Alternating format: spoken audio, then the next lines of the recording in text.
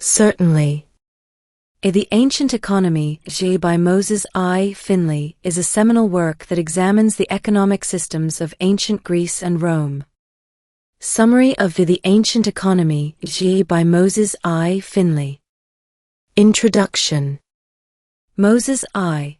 Finley challenges the notion that the economies of ancient Greece and Rome can be understood through the lens of modern economic theory. He argues that the ancient economy was fundamentally different in its social, political, and cultural contexts. The concept of the economy. Finley emphasizes that ancient societies did not have a concept of the economy as a separate and distinct sphere of life. Economic activities were embedded in social relations and political structures. Wealth and production were often tied to social status and political power rather than market mechanisms. Household and estate. The household, oikos, and the estate were the primary economic units. These were largely self-sufficient, producing most of what they needed. The head of the household had significant control over economic decisions, and labor was often performed by slaves or family members. Agriculture and land.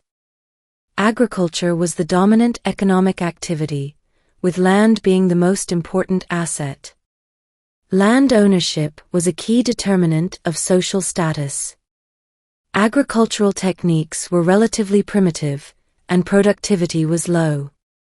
Large estates, latifundia, often used slave labor, particularly in the Roman context.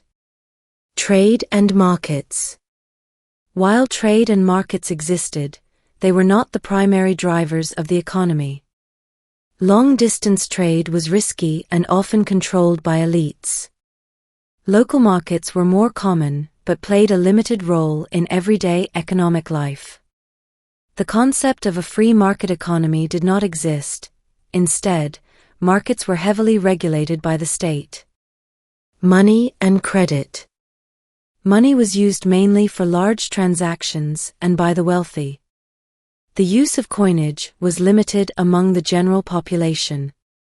Credit was available but was often informal and based on personal relationships. Interest rates were high due to the risks involved. Craft and industry. Craft production was typically small-scale and artisanal. There were no large industrial enterprises as seen in the modern world. Craftspersons often worked in small workshops, producing goods primarily for local consumption. Slavery. Slavery was integral to the ancient economy. Slaves were used extensively in households, agriculture, and sometimes in craft production. The availability of slave labor impacted economic development, as it provided a cheap and abundant labor force. State and economy. The state played a crucial role in the economy, not through regulation in the modern sense, but through its control of resources and redistribution. Public works, military expenditures, and grain distributions were significant economic activities controlled by the state. Ideology and economy. Economic behavior in ancient societies was heavily influenced by social and cultural values.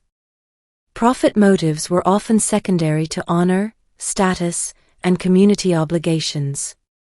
Economic actions were embedded within the broader social and moral framework. Economic decline. Finley addresses the decline of the Roman Empire and its economic implications. He argues that the economic decline was closely linked to political and military problems, and that the economy could not be understood in isolation from these factors. Critique of modern theories. Finley criticizes modern economic historians who apply contemporary economic theories to ancient societies. He argues that such approaches are anachronistic and fail to capture the unique characteristics of the ancient economy. Conclusion. The Ancient Economy, by Moses I.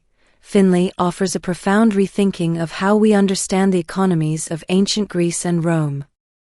Finley's analysis shows that economic activities in these societies were deeply intertwined with social, political, and cultural life, and cannot be understood through the frameworks developed for modern economies.